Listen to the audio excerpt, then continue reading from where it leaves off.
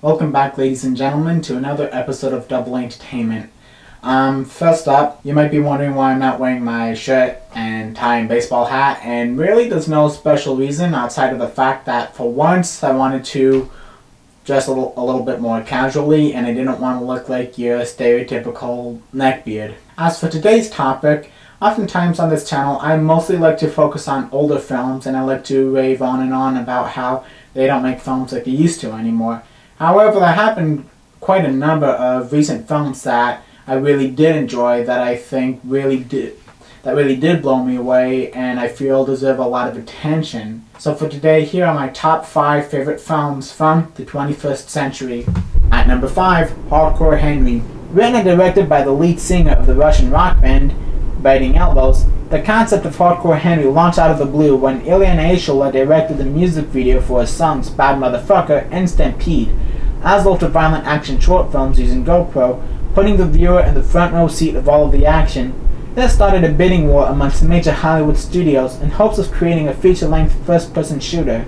Although many people compare the style to that of a video game, and even though I have nothing against video games, I sort of feel as though that undermines the pure genius of the concept. Hardcore Henry is a roller coaster thrill ride that is sure to make any audience member's blood pump and feel uncomfortable in the best ways possible. You wake up in a futuristic lab, recovering from a serious injury, and your girlfriend, a celebrated scientist, has repaired your body using robotic parts. Out of nowhere, you and your friends are ambushed by the ruthless Akan, a psychopath with psychokinetic powers. After a rough escape, you are left in the care of another scientist with multiple doubles, Jimmy, who guides you on several missions. Hardcore Henry has an amazing script, memorable characters, unrelenting action sequences, and a kick-ass score. And placing the viewer in the shoes of the protagonist, forcing you to both kick ass and get your ass kicked, really adds layers of intensity in the best way possible. I am not a fan at all of action movies or video games, but Hardcore Henry does everything right and creates such a unique world and utilizes a technique that made all of Hollywood scratching their heads wondering, why didn't I think of that? Plus, I got this amazing comic book from the premiere. At number 4, Climax. Before I get any further into this next entry, I would first like to tell you about how I came across it. I saw Climax in theaters along with 2 other movies in the same day, and as a last minute decision. I wasn't planning on seeing it, but when I saw the title and read into it, and saw who was directing it, I saw it at the last minute, and boy oh boy am I happy I did. Directed by the controversial Gaspar Noé, Climax is centered around a group of professional dancers who are practicing for a major dance recital in a school one night. Clearly there's some minute tension amongst a few of the dancers, but nothing too serious. Things take a turn for the worse when somebody spikes the sangria bowl with LSD. This causes the dancers to turn on each other and take out all of their frustration and anger. While under the influence of the freight train of a cocktail, it starts out as a whodunit, but then spirals out of control as some bring up past incidences, lose trust, and experiment with their sexuality.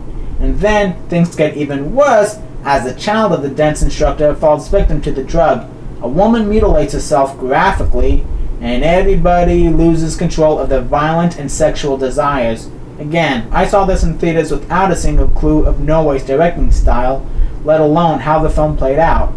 Also, I had to drive home for an hour, and I was genuinely as high as a kite just by watching the film alone. After getting home and making a quick Wawa run, I watched The Irreversible. I should also shine a light on the jaw-droppingly amazing soundtrack and choreography of the film. Climax is a textbook example of films that should be seen in a movie theater.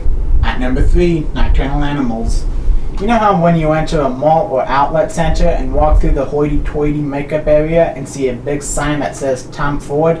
Yep, that's the guy who directed this modern-day masterpiece, and let me tell you, he did one hell of a job.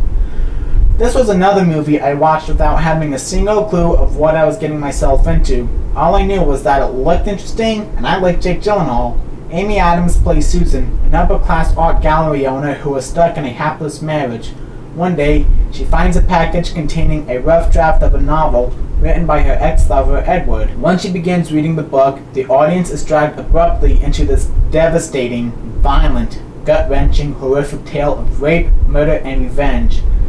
As the Shakespearean story within a story continues, we later come to understand Edward's motive for writing such a dark, gruesome, and morbid novel, as it's meant to mirror his raw, unfiltered emotions he endured from his failed relationship with Susan. Once the film ended after my first viewing, my jaw was on the floor and I could barely move a muscle. Between the two stories, I was totally unprepared for the roller coaster of emotions that transpired, not to mention the kick-ass score by my favorite living composer, Abel Kurtsanovsky. Before you watch Nocturnal Animals, I'm gonna give you a friendly heads up. Number 1, the scene in the beginning of Edward's novel where things take a turn for the worse, it is intense, and every time I watch the movie, it never gets easier, and it feels all too real, and is very upsetting and uncomfortable. And number 2, the opening credits are gratuitous and bizarre, and is sure to weird out many viewers, but it's worth it just to get through the rest of the film. Nocturnal Animals, in my opinion, is the Citizen Kane of the 21st century. At number 2, The Fall. Directed by Tarsem Singh, this is unfortunately the only writing credit to the Indian director's name.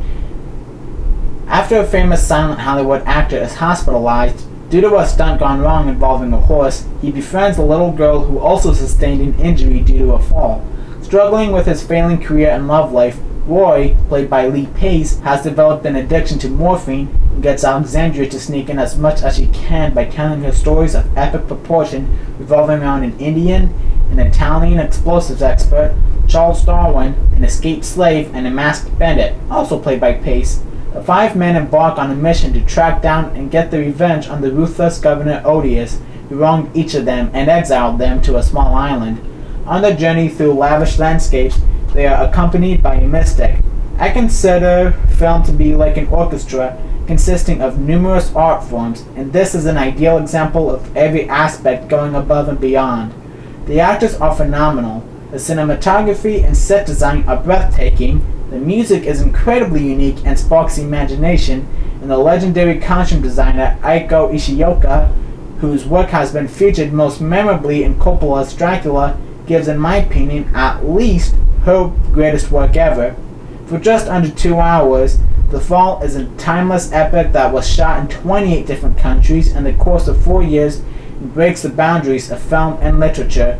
I'd also like to mention that along with our next entry, this is one of my top 3 favorite films of all time. At number 1, Shadow of the Vampire. Shadow of the Vampire is the dark and satirical, supposedly true story of the production of the famous vampire movie Nosferatu. F.W. Murnau, played by John Malkovich, is a brilliant and innovative film director who is about to spin the world of cinema on its head with his upcoming vampire horror film, loosely based on the Bram Stoker novel.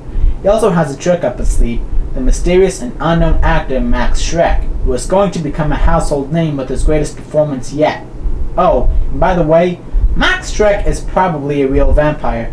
After seeing the E. Elias Meraji directorial debut Begotten, which is a film I do recommend if you can stomach it, Nicolas Cage, yes, Nicolas Cage, confidently financed the film and placed Meraji in the director's seat.